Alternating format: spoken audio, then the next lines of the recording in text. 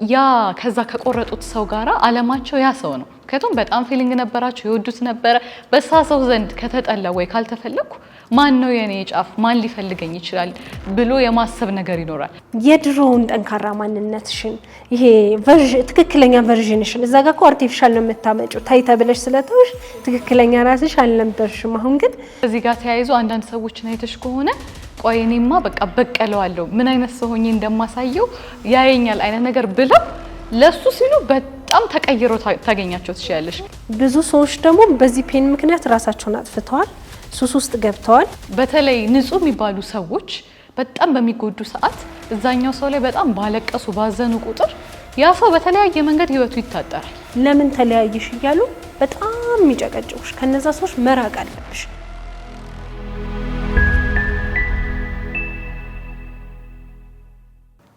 ዛሬ ደግሞ ከፍቅር ግንኙነትም ሆነ ከትዳር ፍቺ በኋላ የሚገጥሙንን ህመሞች እንዴት አድርገን እናገግም የሚሉት 7 መፍትሄዎችን ይዘንላችሁ ቀርበናል። ይሄኛው ሲቹዌሽን በህይወታችን ከምናሳልፋቸው ከባድ ከሚባሉ ሲቹዌሽኖች መሃል አንዱ ነው።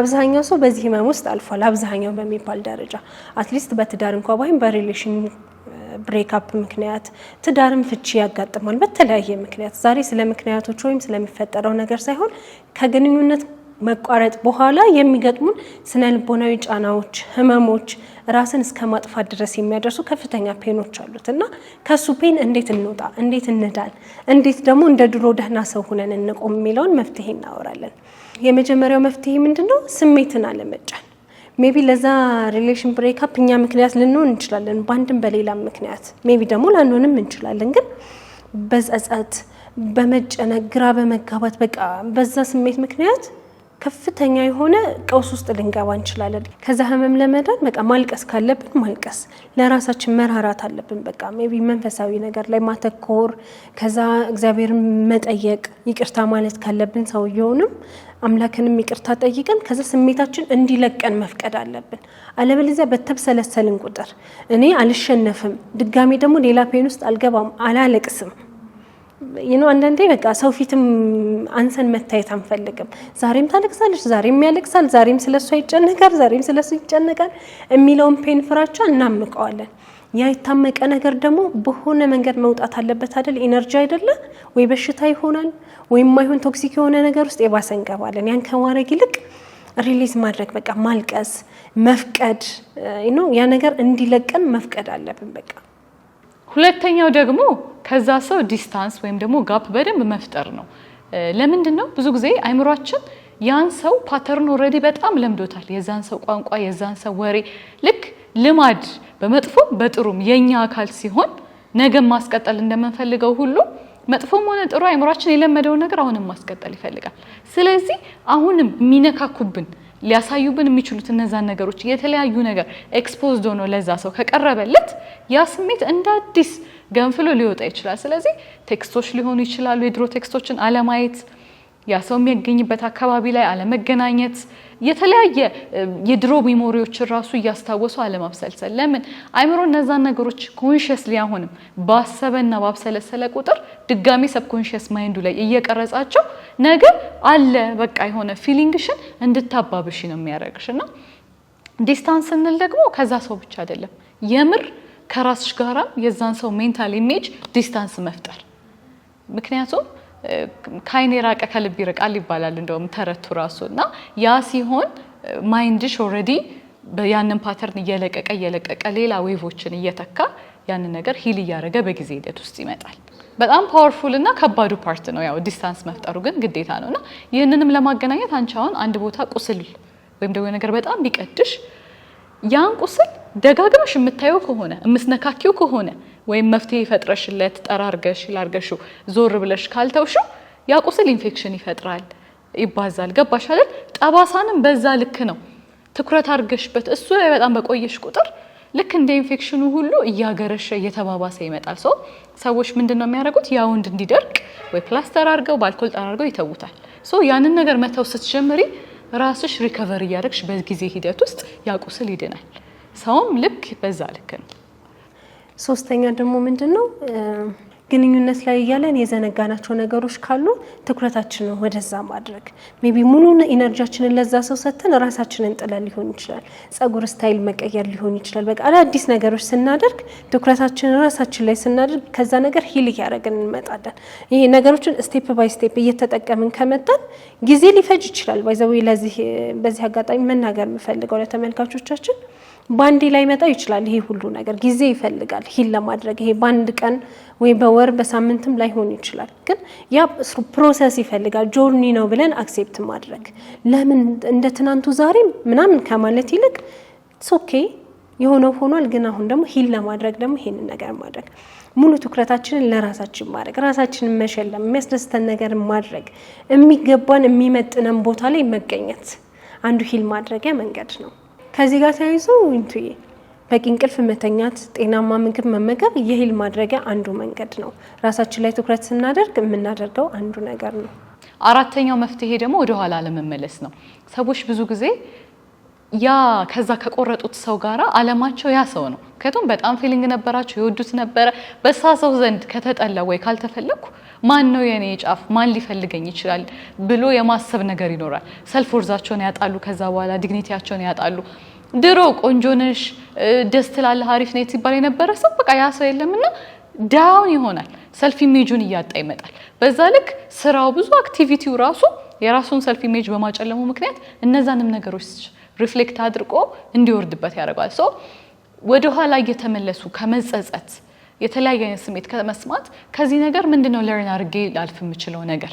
ሪሌሽንሺፕ ላይ ብዙ ጊዜ ሰዎች ሪግሬት የማያረጉበትን ነገር አድርገው እስካለፉ ድረስ የጸጸት ስሜት ሊሰማቸው አይገባም። ለምን ከነሱ የሚገባውን ጥግ ድረስ ከሰጡ ወደ ኋላ ሊመለሱ አይገባም። ግን አንዳንዴ የጸጸት ስሜት ሊኖር ይችላል። አንዳንድ ሰዎች ሰው በጣም ቢትሪ አድርገው ጎትተው ሊሆን ይችላል። ያ እንኳን ሆኖ ከሆነ ይቅርታ ጠይቆ ሙቭ ኦን ማድረግ። ለምን ካርማ የሚባል ነገር አለ። ብዙ ጊዜ ቀን ቆጥሮ የሆነ ሰውን የበደለው በደል ከሆነ ጊዜ በኋላ ይመጣል። በተለይ ንጹህ የሚባሉ ሰዎች በጣም በሚጎዱ ሰዓት እዛኛው ሰው ላይ በጣም ባለቀሱ ባዘኑ ቁጥር ያ ሰው በተለያየ መንገድ ህይወቱ ይታጠራል። ምክንያቱም ካርማ ነው። ትላንትና የዘራውን ነገር በሆነ ሚስ ነገ ላይ ማጨዱ አይቀርም። ስለዚህ ወደ ኋላ ላለመመለስ ሰዎች ማድረግ ያለባቸው ነገሮች እያጸዱ መሄድ እና ያ የለመደ ደመ ነፍሳቸው አሁንም በእነሱ ውስጥ ሊያስብ ይፈልጋል። ስለሚያደርጓቸው ነገሮች ማስተዋል፣ እነዛ ሀሳቦችን በሌላ ፓተርን መቀየር፣ ስላሏቸው ነገሮች ማመስገን፣ ራሳቸውን እንዴት ሪጌን አድርገው የተሻለ ነገር ማድረግ እንደሚችሉ ለራሳቸው መንገር እና ከዚህ ጋር ተያይዞ ሰዎች ልክ ሲለያዩ ብዙ ጊዜ የሚያስቡት ሞመንት በአጠቃላይ ጥሩ ጊዜያቸው ነው። ነገር ግን የዛን ሰው መጥፎ ፓተርን በራሱ መርጠው ያን ነገር ማሰብ ለምን ከዛ ሰው ጋር የተጣሉበትን የማይሆኑበትን ሪዝን መጥፎ ፓርቶቹን አይምሮ ባሰበ ቁጥር ነገም ተስፋ ኖሮ ስላለመቀጠል ወደ ኋላም ላለመመለስ ትልቅ ለራሱ ሪዝን ይሆነዋልና። አምስተኛው ምንድነው? ማህበራዊ ህይወትን ማደስ። ይሄ ማለት ከቤተሰብ በግንኙነቱ ምክንያት ቀደም እንዳልነው ከቤተሰብ ርቆ ሊሆን ይችላል፣ ከጓደኞቹ ጋር እሷም እንደዛው ይሄንን አልወድም ይሄንን አልፈልግም ከከሌ ጋር እንዳትሆኝ ከከሌ ጋር እንዳትሆን ተብለው ከዛ ማህበራዊ ግንኙነት እየራቁ መተው ሊሆን ይችላል። አሁን ግን ልክ ከብሬክ አፕ በኋላ አንዱ መፍትሄ ምንድነው? ማህበራዊ ህይወትን ማደስ። ከሚሰሙን ከሚረዱን ከሚወዱን ሰዎች ጋር ጊዜ ማሳለፍ፣ ለቤተሰባችን ጊዜ መስጠት ነው። ማህበራዊ ህይወት ማለት በቃ የበጎ ተግባራት ላይ መሳተፍ፣ ጥሩ ኢነርጂ የሚሰጥሽ ሰው መሃል መሆን፣ የምትወጂውን ነገር ማድረግ ነው። አስፈላጊ የሆነው ነገር እያደረግሽ ስትመጪ ያንን ፔን እየዳንሽ ሂል እያደረግሽ ትመጫለሽ ማለት ነው። ማህበራዊ ህይወት ማደስ ላይ ሜቢ ቴራፒ ጋር መሄድ ካለብን መሄድ ወይ ሙሉ በሙሉ መዳን አለበት ያ ፔን። በቃ እንደ ህመም አድርገን እንወሰደው። በቃ አንድ ህመም ሲያምሽ ለመዳን መድኃኒት ትወስጃለሽ፣ የማትወስጂው ምግብ ካለ ታቆሚያለሽ፣ የሆነ ነገር ማድረግ ካለብሽ ታደርጊያለሽ አይደል? ይሄኛውም አንድ ህመም ስለሆነ ከህመሙን ለመዳን ማድረግ ያለብሽን በትክክል ማድረግ፣ ቴራፒ መውሰድ ካለብሽ ቴራፒውን መውሰድ። ከዛ ከሚረዱሽ ሰዎች መሀል መሆን ደግሞ በጣም ትልቅ ነገር ነው። የማይፈርዱብሽ ጥፋት እንኳን ቢኖርብሽ የማይወቅሱሽ፣ ለምን እንዲህ አደረግሽ። ደግሞ አንዳንድ ሰዎች አሉ ለምን ተለያይሽ እያሉ በጣም የሚጨቀጭቁሽ። ከነዛ ሰዎች መራቅ አለብሽ። ከዛ ይልቅ በምንም ተለያይ ቢሆን እኮ ያን ነገር አታደርጊውም ነበር። ባይዘው ሰውየው ያውቃል ለራሱ ምን ማድረግ እንዳለበት። ከውጭ ያለው ሰው አይደለም፣ የራሳችን ህይወት ሁላችንም እናውቃለን። ያ ነገር መሆን ስለነበረበት ሆነ። ከመወቃቀስ ለምን ሆነ እያሉ ከማስጨነቅ ይልቅ ቢቻል ለመረዳት መሞከር ትልቅ መፍትሄ ነው። እዚህ ጋር ግን እኛም ሌላም ሰው እንዲረዳ የምንፈልገው ያንን ህመም ሳይዳን ወደ ሌላ የፍቅር ግንኙነት መግባት ሌላ ቀውስ ነው የሚያመጣውና ትልቁ ትኩረት ልንሰጠው የሚገባው መጀመሪያ ልባችን መዳን አለበት። ከዚህ ህመም ሙሉ በሙሉ ነፃ መሆን አለብን። አለበለዚያ እኛ የተጎዳነውን ህመም ሌላ ሰው ለመጉዳት ሬዲ እንሆናለንና ወዲያው ወደ ሌላ ፍቅር ግንኙነት መገባት የለበትም። ከዛ ይልቅ ግን ማህበራዊ ህይወትን አድሶ ህይወትን እንደ አዲስ ለመጀመር መዘጋጀት አለብን። ስድስተኛውና ዋናው ነገር ደግሞ አዳዲስ ልማዶችን ያን ሰው በሚያገኝበት በሚያወራበት ሰዓት በለመደው ፓተርን ላይ ሌሎች ልማዶችን መተካት።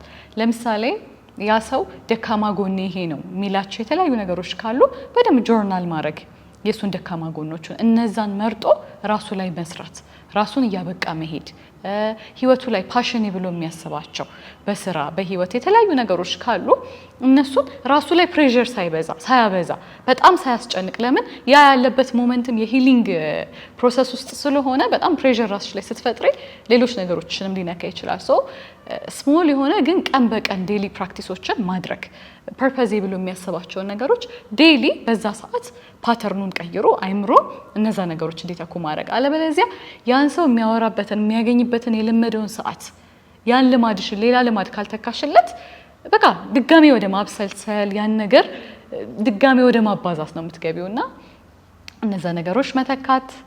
ከዚህ ጋር ተያይዞ ደግሞ ሌላ ሊሰራበት የሚገባ ነገር የተለያዩ ፓተርኖች ከዛ ሰው ጋራ ሲመጡ የራስሽን ሰልፍ ወርዝ ለራስሽ ማስጠበቅ፣ ጥሩ ጥሩ ቃላቶችን ላይምሮሽ መናገር። በቃ ሰልፍ ወርዝሽን ብዙ ነገር ማድረግ እንደምትሺ አቺቭ ማድረግ እንደምትሺ የዓለም ያልሽው ሰው ባይኖር እንኳን አንቺ ለራስሽ ጥሩ ዓለም መፍጠር እንደምትሺ አይምሮአችን ጅል ነው።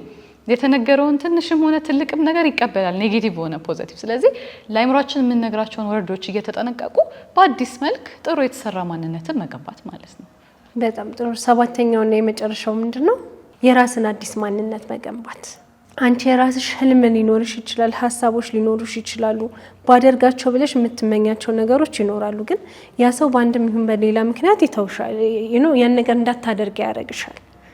አልወድም ይሄን ነገር ስታደርጊ ደስ አይለኝም ምናምን ሲባል ያን ነገር ያን ሰው ላለማስከፋት ያ ሰው እንዳይተዋት ወይ እንዳትተው እንዳያዝንብኝ በማለት የተውናቸው ነገሮች ይኖራሉ። ልክ ያኔ ብሬክ አፕ ሲፈጠር ግን ወደ ህልማችን መመለስ፣ ሜቢ በመንፈሳዊ ህይወት መጠንከር ካለብሽ መጠንከር፣ ሙዚቀኛ መሆን የሚፈልግ ሰው ካለ ሙዚቃውን መቀጠል፣ የሚፈልገው ህልም የሚለው የራሱ ማንነት ወደ ሆነው ነገር መመለስ አንድ ትልቅ መፍትሄ ነው። ያ ምን ይፈጥርልሻል? የድሮውን ጠንካራ ማንነትሽን፣ ይሄ ትክክለኛ ቨርዥንሽን። እዛ ጋር እኮ አርቲፊሻል ነው የምታመጪው፣ ታይታ ብለሽ ስለተውሽ ትክክለኛ ራስሽ አልነበርሽም። አሁን ግን ሳናስበው ወደምንፈልገው ማንነት እየደረስን እንመጣለን። ያኔ ለኛ የሚያስፈልገው ትክክለኛ ሰውም ወደ ህይወታችን መግባት ይጀምራል ማለት ነው። እዚህ ጋር ተያይዞ አንዳንድ ሰዎችን አይተሽ ከሆነ ቆይ እኔማ በቃ በቀለዋለሁ ምን አይነት ሰው ሆኜ እንደማሳየው ያየኛል አይነት ነገር ብለው ለሱ ሲሉ በጣም ተቀይሮ ታገኛቸው ትችያለሽ። ሰውነታቸውን አስተካክለው በገንዘብ ተለውጠው በፊት ከነበራቸው ራሳቸውን የሚጠብቁበትን ነገር የተሻለ አድርገው እና አንዳንዴ በፖዚቲቭ መንገድም ማድረግ ያን ሰው ኢንቴንሽናሊ ባይሆንም ራስሽን ግን ለመለወጥ አስበሽ ሲሆን ጥሩ ሪንፎርስመንትም አንዳንድ ሰዎች ላይ ይታያል። ከዚህ ነገር ጋር ተያይዞ ከዚህ ጋር ተያይዞ ይታያል። አንዳንድ ጊዜ ይሄ ህመም በጣም ከባድ ከመሆኑ የተነሳ ብዙ ሰው የዓለም መጨረሻ ህይወቱ የቆመ ከዛ በኋላ የማይኖር የማይተነፍስ ኢቭን ድጋሚ መኖር የማይችል ሌላ ሪሌሽን የማይኖረው መወደድ የማይችል በቂ ያልሆነ አይነት ስሜት ይሰማዋል ብዙ ሰው ላይ። በወንድም በሴትም ይሄንን ስሜት አስተናግዶ የሚያልፍ ሰው አለ። ከዛ ይልቅ ግን ይሄ ፓርት ኦፍ ላይፍ ነው፣ በእኔ ላይ የመጣ ምንም አዲስ ነገር የለም። ብዙ ሰዎች ይሄ ነገር አጋጥሟቸዋል፣ አልፈውታል። ብዙ ሰዎች ደግሞ በዚህ ፔን ምክንያት ራሳቸውን አጥፍተዋል፣ ሱስ ውስጥ ገብተዋል፣ የማይሆን ቶክሲክ የባሰ ቶክሲክ የሆነ ሪሌሽን ውስጥ ገብተዋል። ራሳቸውን ብቻ ሳይሆን እስከ ቤተሰባቸው ጎድተዋል። ከዛ ይልቅ ይሄኛውን አንደርስታንድ አድርጎ ፓርት ኦፍ ላይፍ ነው ብሎ ኢትስ ኦኬ በቃ የማይባል ነገር ነው አይኖ በቃ በጣም ከባድ ነገር ነው፣ ግን ምንም ማድረግ የማንችላቸው ነገሮች አሉ። በቃ ተቀብለን አክሴፕት አድርገን ወደ ተሻለ ህይወት የምንነሳበት ምክንያት አድርገን ብንጠቀምበት ጥሩ ነው። እናንተስ ተመልካቾቻችን ከዚህ በፊት ያጋጠማችሁ የፍቅር ግንኙነት መቋረጥ ወይም የትዳር መቋረጥ ሲያጋጥማችሁ እንዴት አድርጋችሁ ሂል አደረጋል?